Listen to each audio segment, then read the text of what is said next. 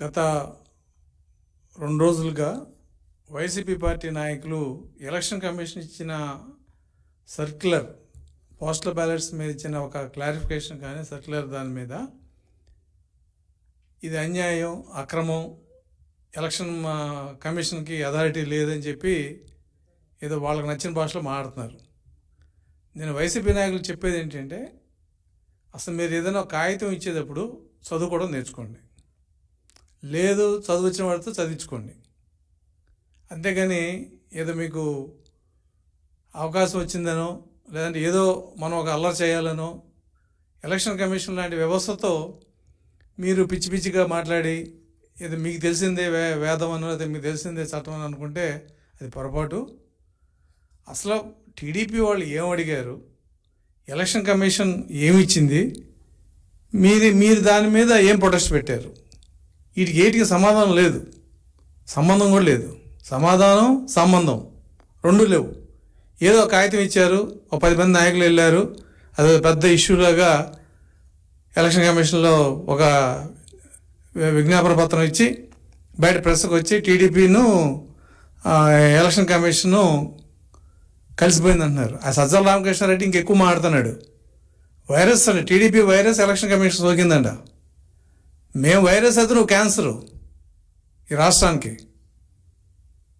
కాబట్టి మాట్లాడేటప్పుడు భాష కూడా అవసరం. అధికారం ఉందనో లేదా మైకులోనూ మీ సొంతం కాబట్టి మీ ఇష్టం మాట్లాడితే అది కరెక్ట్ కాదు. ఎలక్షన్ కమిషన్ని టీడీపీ ఏమడిగింది? మేము 10/5/2024 ఒక రిప్రజెంటేషన్ ఇచ్చాం. ఏమని? అయ్యా పలానా రూల్లో బ్యాలెట్ పేపర్ మీద ఆర్ఓ గారి ఫాస్ట్ మెయిల్ కానీ సిగ్నేచర్ కానీ లేకపోతే రిజెక్ట్ చేసే ప్రొవిజన్ లేదు. అటువంటిది ఏదైనా జరిగితే ఎక్కడ బ్యాలెట్ పేపర్ మీద కావాలని వేయకపోయినా లేదు పొరపాటున వేయకపోయినా బ్యాలెట్ పేపర్ వెనకాల మామూలుగా మన ఎలక్షన్లో అయితే సంతకాలు పెడతారు ఆ ప్రిసైడింగ్ ఆఫీసర్. ఇక్కడ ప్రిసైడింగ్ ఆఫీసర్ ఉండడు కాబట్టి ఆర్ఓఏ కాబట్టి ఆర్ఓ గారి ఫాస్ట్ మెయిల్ దాని మీద ముద్ర వేయాలి. ఒకసారి మర్చిపోవచ్చు, లేదు పని హడావుడిలోనో కావాలనో సంతకం పెట్టలేకపోవచ్చు. ఏ సందర్భంలో అయినా సరే, కారణం ఏదైనా సరే, అటువంటి ఫాస్ట్ మెయిల్ కానీ ముద్ర కానీ లేనప్పుడు ఆ పోస్టల్ బ్యాలెట్ని రిజెక్ట్ చేయొద్దని చెప్పి మేము ఎలక్షన్ కమిషన్ అడిగాం. అది కూడా ఏంటి, అది రూల్లో ఉంది. ఎలక్షన్ కమిషన్ ఇచ్చిన 19/7/2023 సర్క్యులర్లో అది రూల్లో ఉంది. మీరు కౌంటింగ్ అప్పుడు ఇది ఇబ్బంది అవుతుంది, కొంతమంది ఆర్ఓలు తెలియక ఫాస్ట్ మెయిల్ లేదు కాబట్టి బ్యాలెట్ డూప్లికేట్ అనో లేదా బ్యాలెట్ ఇన్వాలిడ్ అనేది పక్కన పెట్టేస్తారు. ఎందుకంటే పోస్టల్ బ్యాలెట్కి ఈవీఎంలు పెట్టిన అధికారులు ఉన్నారు ఇవాళ. అంతటి మేధావులు ఇవాళ ఎలక్షన్ డ్యూటీలో పనిచేస్తున్నారు.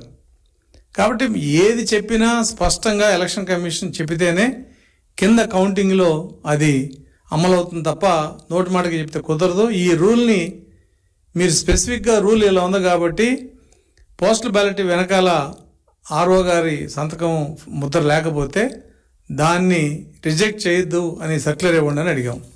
రెండో అంశం, పోస్టల్ బ్యాలెట్ ఇచ్చినప్పుడు ఒక డిక్లరేషన్ ఉంది 13A.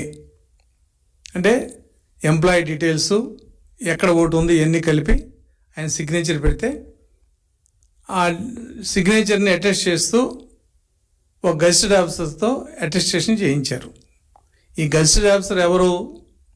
అక్కడే ఫిల్ స్టేషన్ సెంటర్లోనే ప్రభుత్వం తరఫున ఒక గజిటెడ్ ఆఫీసర్ని పెట్టి ఆయన సంతకం పెట్టి స్టాంప్ వేసి ఆయన వివరాలు అందులో రాస్తాడు. ఎక్కడన్నా పొరపాటున స్టాంప్ వేయకపోయినా లేదంటే ఆయన డీటెయిల్స్ లేకపోయినా అది ఓటర్ తప్పు కాదు, అది ప్రభుత్వం బాధ్యత ఫిల్ స్టేషన్ సెంటర్లో. కాబట్టి అటువంటి వాటిని రిజెక్ట్ చేయొద్దు. ఈ 2 కారణాల వలన పోస్టల్ బ్యాలెట్స్లో ఎక్కువ నష్టం జరుగుతుంది కాబట్టి వీటి మీద మీరు క్లారిఫికేషన్ ఇవ్వాలి. ఉన్న రూల్ పొజిషన్ మీరు కౌంటింగ్ ఏజెంట్లందరికీ, కౌంటింగ్ ఆఫీసర్స్ అందరికీ తెలిసేటట్లు ఒక సర్క్యులర్ ఇవ్వండి అని చెప్పి అడిగాం. ఆయన పరిశీలిస్తా అన్నాడు.